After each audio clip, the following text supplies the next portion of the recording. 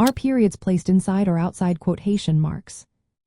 Have you ever wondered where to put the period when you finish a sentence that ends with a quote? It's a common question, and the answer depends on which style you follow. Let's clear that up today. In American English, the rule is simple. Periods go inside the closing quotation marks. For example, if you write, "She said, it is a sunny day," the period is placed right after the word day, inside the quotation marks.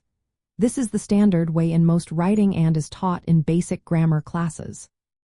The reason for this is that the period is part of the complete sentence, and in American style, all punctuation that belongs to the quoted material goes inside the quotation marks. It keeps the text looking neat and consistent. Now, this rule is different from British English, where the placement depends on whether the punctuation is part of the original quote. In British style, if the period isn't part of what was originally said, it often goes outside the quotation marks. For example, in British English, you might see "She said, it is a sunny day." Notice the period is outside because it's not part of the quote. When it comes to other punctuation marks, the rules vary. Commas follow the same rule as periods in American English, always inside the quotation marks. Semicolons and colons go outside the quotation marks, regardless of style. Question marks and exclamation points are a little trickier. If the question or exclamation relates to the entire sentence, it goes outside. But if it's part of the quote itself, it stays inside. For example, did she say, "It is a sunny day"?